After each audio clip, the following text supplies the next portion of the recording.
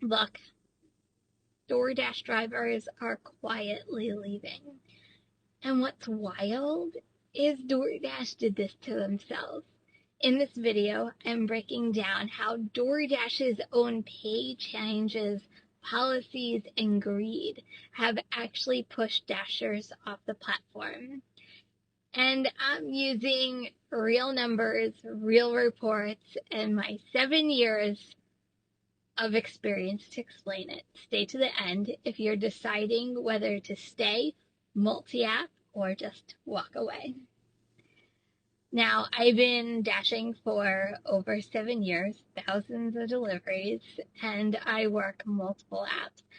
I'm not here to rant for clicks. I am here to look at the facts. On paper, DoorDash says things look great. They advertise average earnings for US Dashers around the high teens per active hour. In some areas of the country, it might even be higher, like $30 plus per hour, active hour. So pay is up. Why are so many drivers burnt out, frustrated, and quietly exiting? Where the numbers and reality just don't match. First, DoorDash's favorite stat, average earnings per active hour. So active hour means the time from when you accept an order to when you drop it off, not all the time waiting in between. So DoorDash can say Dashers earn around $18 or more per active hour.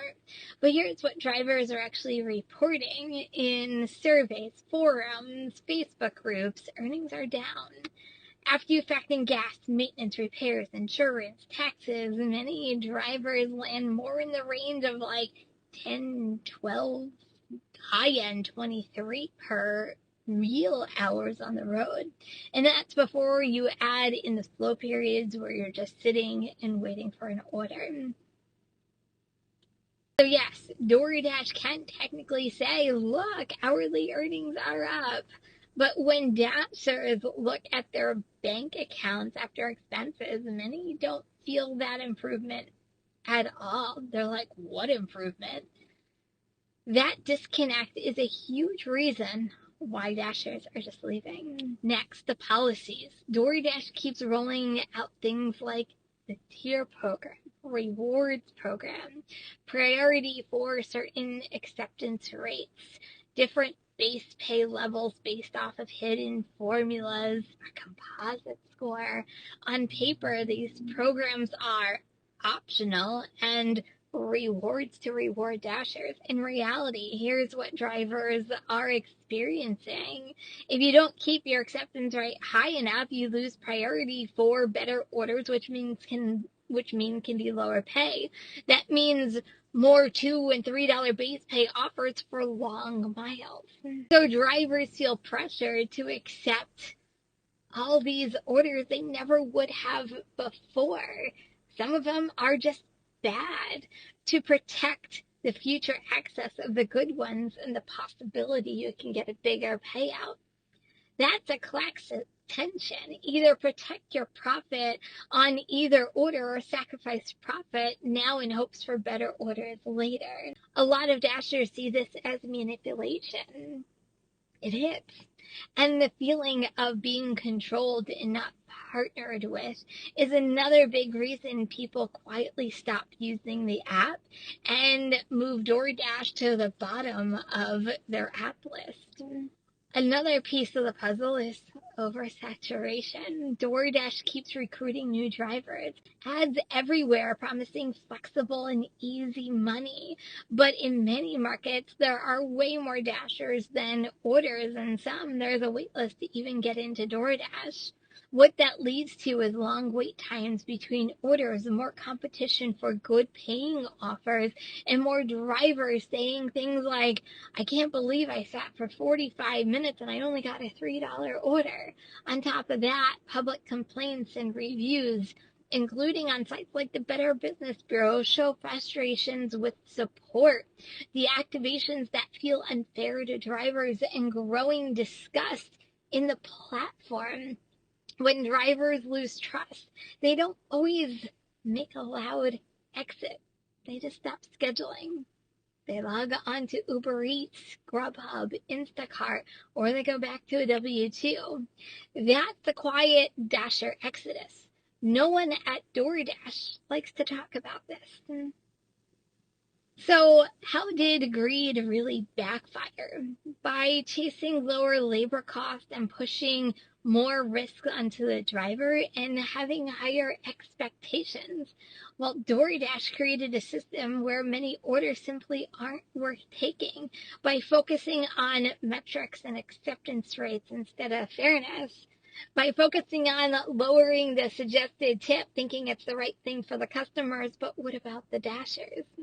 A lot of times these metrics and also these high expectations have made drivers feel punished for protecting their own time and car by pushing average active hours instead of full picture earnings. They damage trust. Drivers don't feel respected when their marketing doesn't really meet what's really going on. What's the reality? The result? Well, more Dashers are multi-apping and give DoorDash the leftover time, not the prime hours. I remember even just years ago, DoorDash used to be everybody's priority. It was the go-to app, the most popular, the one that made people the most amount of money. Can you say the same thing anymore? I see drivers all the time advise new drivers in Facebook groups and also even on YouTube to avoid relying just on DoorDash as their main income. Heck, I say it almost every video. If you haven't signed up for other apps, sign up for them today. And some of the most experienced, reliable Dashers are just quietly walking away. DoorDash doesn't care. You're just another number. DoorDash wanted cheaper labor and prettier numbers. They're a business. What they're getting is new Dashers who don't know how to operate the app, but maybe that's what they want. And also the experienced drivers sometimes are burnt out, and a reputation problem is just not going away. So what can you do? Well, if you haven't been doing this already, always track your income. Check your real hourly earnings after expenses, not just what DoorDash shows you. Test other apps. See what's out there. Which mix gives you the best average hourly wage in your market. Even as a platinum, I'm going to say don't be guilted into taking some of these really bad orders. That's why I save a lot of my declines for. If you're seeing the same pattern in your market, I need you to drop a comment. Tell me where you're from. You don't have to give me your city unless you want to, your state. Tell me what your average hourly wage actually is after expenses, and see if DoorDash for all of us is worth it today. Let me know.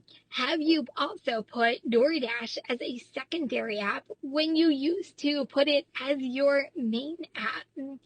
To me, that's the silent walking away from DoorDash. It's no longer the go-to app of a lot of Dashers where it used to be. The thing with this gig economy is you need to find the right mix that works for your own area. A lot of that is trial by error in your own market. Test it, try it, and see what works. And then you can come back and tell me if that actually raised your dollar per hour. If you found this video informational, helpful, or maybe you're looking for more, first of all, like this video and subscribe. I drop a video almost every single day. And if you're looking for the next one to watch, I'm going to say this one is up next. I'll see you over there.